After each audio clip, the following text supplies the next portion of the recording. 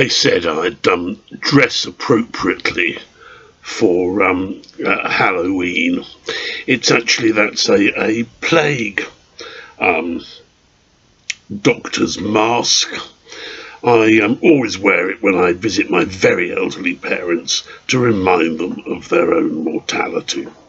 It's Halloween today, which is appropriate, and I dare say I may be interrupted by children wanting trick or treat. Everybody complains about children doing this. They say that it's a sort of American import. It isn't actually, it goes the other way around. It's originally what we used to have in England was trick or treat on Christmas Eve. And we've still got relics of that. The line, there's a carol called "We Wish You a Merry Christmas," and we wish you a Happy New Year. Good tidings we bring. And the last verse, which is seldom sung, the carol singers demand figgy pudding. They demand a treat. In fact, they go and say, "We won't go until we've got some." So originally, tricking and treating used to occur on Christmas Eve. But under the impact of the later Reformation in England, it was banned as an activity.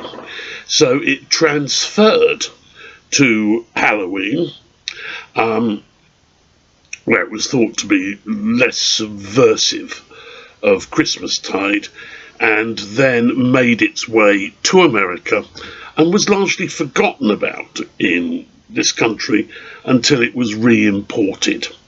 It now sort of merges into a sort of general racket that takes place in the first days of November and merges into Guy Fawkes Night, which was people still occasionally burn an image of the guy, who was of course Guido Fawkes, the only man that I think is worth toasting when it comes to politics, because he tried to blow the lot up. Originally, we didn't burn Guy Fawkes in this country, we burnt an image of the Pope. And that links in very nicely to what I want to talk today about, which is just to go through some of the elements of Calvinism and some of the basic theological concerns with Calvinism.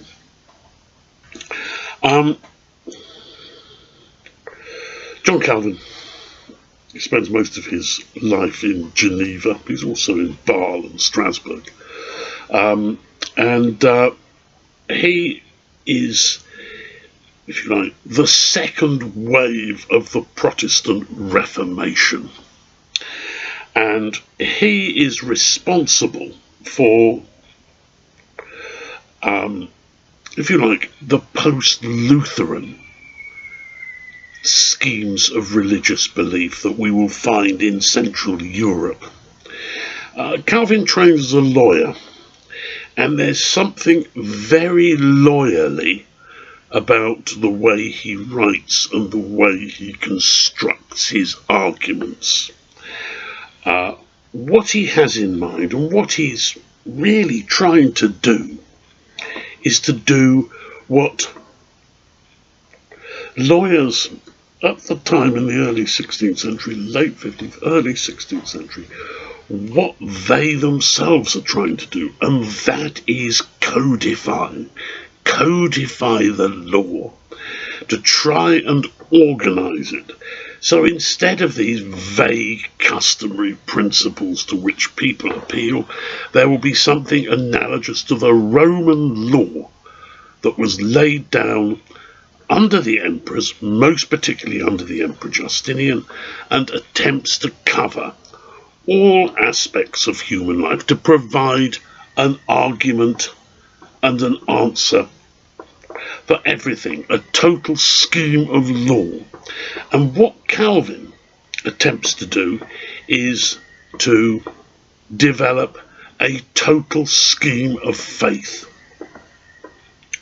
He is a very logical man, and the logicality is present in his great book, Institutes of the Christian Religion. He starts it in the 1530s, the first edition comes out in 1536, and he continues adding to it, augmenting, putting down further thoughts, building it up, until I think in the 1560s when he dies with the final edition. If you want to read it, and it's worth just having a look at, go on to Wikipedia, Institutes of the Christian Religion, and you will be able to read it. Just look through it and see the way he tries to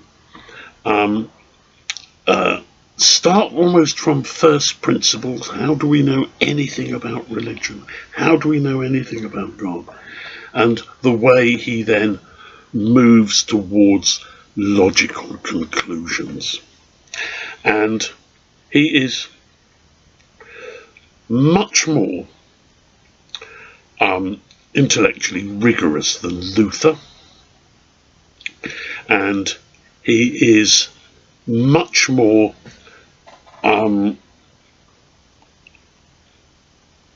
challenging. There's no attempt to reconcile religion with the Catholic Church. There is no taking on anything from the Catholic Church. In fact, if you read the Institutes of the Christian Religion, an awful lot of it is about why the Catholic Church is wrong, what it's got wrong, and what it says and what it instructs, and how these have no foundation in Scripture. After he'd tried to be a lawyer, he decides he wants to be a humanist, so he studies Latin. He's got very good Greek. And so Calvin is very well versed in biblical criticism. He knows his Bible, and in fact I think he gives 200 sermons on the book of Deuteronomy alone. We have, I think, surviving from Calvin something like several thousand sermons, and it's only later on in life that he restricts himself to giving one sermon a day. So he is an extraordinarily prolific, knowledgeable and informed commentator. He is the founder, if you like, of what is called the Reformed Church. And the Reformed Church expresses itself in England through what is called Puritanism. And as you may recall, we are likely to have this year a Puritan Christmas, where no jollity is allowed, no mingling of family members. And Calvin was supportive of that type of approach. He doesn't believe in any of this over-the-top festival activity, and in fact the Geneva that Calvin leaves behind is a fairly austere and mirthless place, and it is also got sort of COVID marshals who go around checking that people aren't being too jolly on certain religious festivals, and also making sure that they're not reading the wrong literature. Sort of jolly verses, that's not allowed. One of the most popular books in the 16th century, Apuleius's Golden Ass, which is a sort of series of comic tales. He really doesn't like that at all, and that is banned. So in other words, we have a fairly austere regime. And one of the dreadful things that happens with Calvin is that he is persecuting, and he persecutes and basically arranges the burning of the Spanish theologian Servetus, a very clever man, but with some very unorthodox views on the Trinity. He's one of the first anti-Trinitarians, although his works are extraordinarily difficult to follow and comprehend. He may not be an anti-Trinitarian at all, but he is executed at Calvin's instruction. What position does Calvin have in Geneva? He is just the preacher. And the town council, the city council. Geneva is a self-governing city-state, and will be till I think the 18th century, when it becomes part of, taken over by Switzerland. And Calvin has no political role, and this is one of the critical points about Calvinism.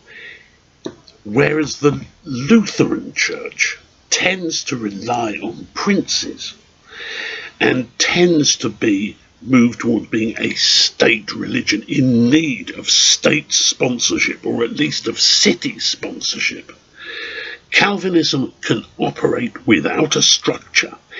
It, in a sense, grows bottom up.